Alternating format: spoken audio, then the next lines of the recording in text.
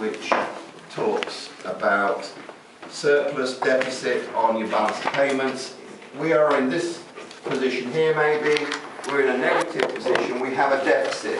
We're stuck in a deficit, we're trying to get out of a deficit. We try devaluation as a way out. We devalue, we make our currency much weaker. We artificially make it weaker by supplying more pounds on the forex market, the foreign exchange market. But instead of us going straight into surplus, we first of all may find ourselves falling, because what we have missed out on is that we may have to import necessary raw materials. Because when you devalue, imports become more expensive. Exports become cheaper. We're thinking about exports. What about imports? What about those businesses who have to import raw materials, particularly? Oil is a great example, because we don't produce our own oil. We have to import it. It becomes expensive now.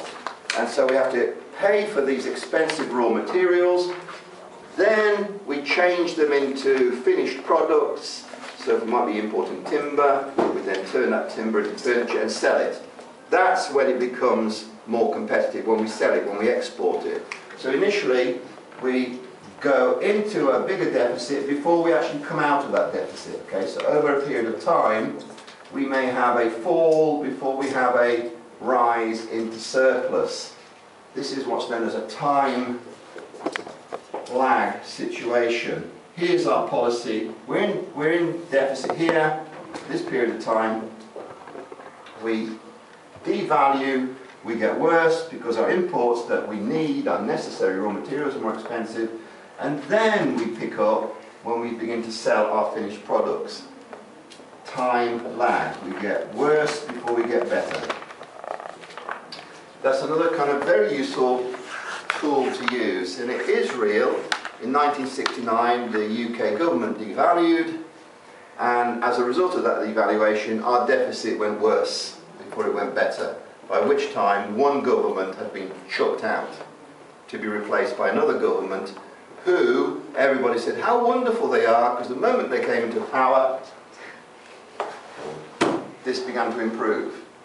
It was because of the past government's devaluation that this happened, but people don't see that in politics. Governments do dismissal, yeah? Sorry? Do governments dismiss?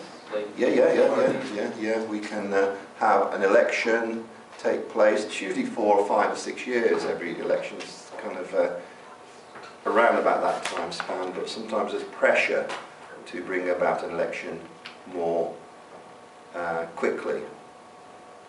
But we don't have dictatorial type governments, you know, who never get elected, or who have an election, but you know, you're only allowed to vote for one person.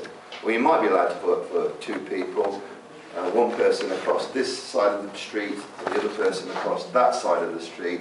This is the official person, that is the opposition, and everybody's taking photographs of you if you go there, and then later that evening you disappear off the face of the earth. We don't have those sorts of elections. Corrupt. The third one, which is the one I don't think I actually did justice to it because I was doing it quickly, is this thing called the Marshall Learner